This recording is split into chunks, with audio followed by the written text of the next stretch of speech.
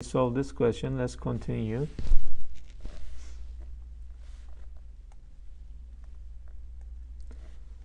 Jake has 2 summer jobs. The table below shows how many hours he worked at 2 jobs last week and his total earning from each. This is the table he worked. We are gonna find out each hour wage for 2 different jobs. This part is going to be 9. And this part is going to be, let's divide here, to 129 for 12 hours. 12 goes into 12 one times. We gotta bring down 9, cannot goes into here. What we gotta do? We gotta add 0 but 1 0 over here, because we bring down, we actually have the second part here and we cannot bring down 2 digits at the same time.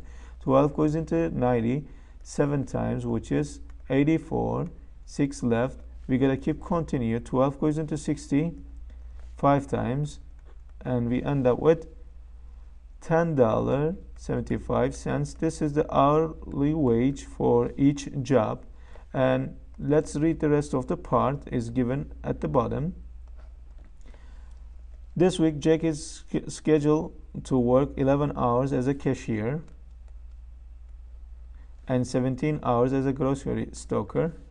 Basically, they are going to ask for total amount he is going to earn. Let's calculate it here. 9 times 11 will give us 99. 10.75 times 17, we got to do it here. If I calculate this one with estimated value, it will be a little bit higher. I'm going to calculate as $11 by 11 times 17 will give us 187. If we add 187 to 99, we will roughly have $286. But this one little bit higher than our actual answer. We gotta consider this one as an actual this one as our actual answer, because this is odd number and we have decimal number multiplied by odd number. We gotta have a decimal point anyway. So if we cross out all the whole numbers, we gotta left with this 2 option. This is too lower. This is the closest answer we have. But for sure, let's calculate in formal way. 5 times 7, 35, carry 3. 7 times 7, I'm going to separate from here. 49 plus 3 will give you 52. 7 times 0, we carry 5 first. 7 times 0, which is 0. We add 5, which is 5. 1 times 7, which is 7. So we got to bring down the multiplier, because we got to multiply by 1. And we got to do the calculation here.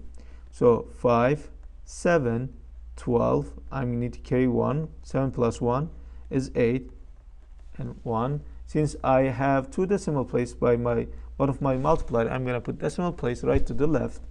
So the total amount will be $182.75 plus $99. When you add them up, the decimal place won't change. And when you do that here, 11 plus 1 will give you 18. Here, 9 plus 8, which is 17, plus 1 will give you 18. Carry 1, it will be $281.75. So as soon as you have done this calculation, you can do the calculation and get this answer. I know this one requires more than even 3 steps, but if you apply step by step what you need to consider, there is no way to get wrong answer. Let's continue on the next one. Every 2 days, scientist spends 1.25 hours observing dolphins and 3.5 hours observing sea lions. At this rate, how many total hours will be the scientist spends observing dolphins and sea lions in 6 days? So in 2 days, how many total hours the scientists observe? 1.25 plus 3.5. When we add them up, let me show you here, you can see better. 3.5 plus 1.25, the place I don't have the digit number for the decimal place, I can put 0. When I add them up, I will have total amount of observing 4.75 hour for 2 days. Once again, since I have this numbers as pair, when I consider their addition, 2 days for how many total hours of observing? 4.75 hours total observing hour. So how many days they are asking for? 6 days, and we wonder it's going to be how many hours as observing. So let's look at here. 2 goes into 6 how many times? 3 times. So whatever I do at the bottom, at the top, I have to do at the bottom as well. So I'm going to multiply 4.75 by 3. When I do the calculation, it should be, if I round up this one by 5, 5 times 3 will give us 15. The closest answer to 15 will be G, but whomever has concern to see actual answer by formal way, it should be like this. 5 times 3 will be 15. We need to carry 1. 7 times 3, which is 21, plus 1, 22. We need to bring down 2 and carry 2. 4 times 3, which is 12, plus 2 will give us 14. I need to keep the amount of decimal place I have in the in our multipliers. 1, 2, which is 14.25. Let's move on to the next one. The list shows the amount of each ingredient Charlotte used to make 3 servings of macaroni and cheese. So this recipe runs for 3 serving size. Let's find out by 1 serving size. 12 divided by 3 will be 4. 1/3 egg. 2/3 cups of milk. Macaroni. Let's put macaroni. And this part I need to transform into improper fraction. 2 times 2, which is 4, plus 1 will give us 5. 5/2 is going to divide it by 3. When we do that here, it's going to be 5/2 divided by 3/1. When you do the keep change flip, you will have 5/2 times 1/3. It will be 1/6.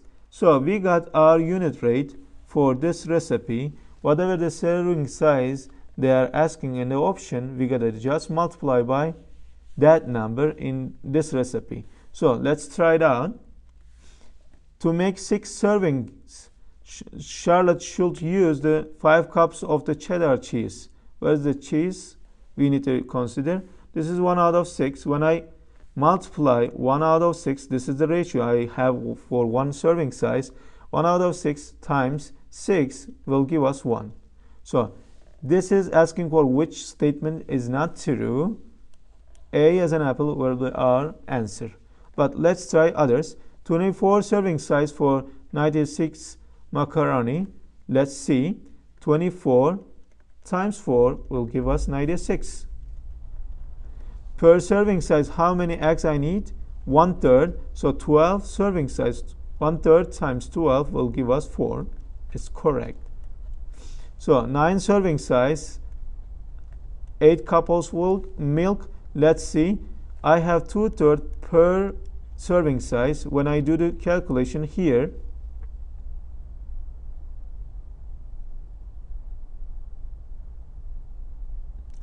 so it's going to be 6.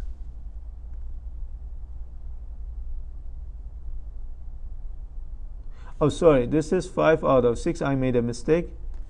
So 5 out of 6, when you multiply by 6, it's going to be 5. This one is correct. This one is wrong. So our answer is going to be D as in dog. So you see, even I made a mistake. If you have this kind of question, make sure you check H multiplier by unit rate is given by question, and then make sure you do the calculation right. For this case, D as in dog is going to be our answer. That's all for today. Thank you for watching.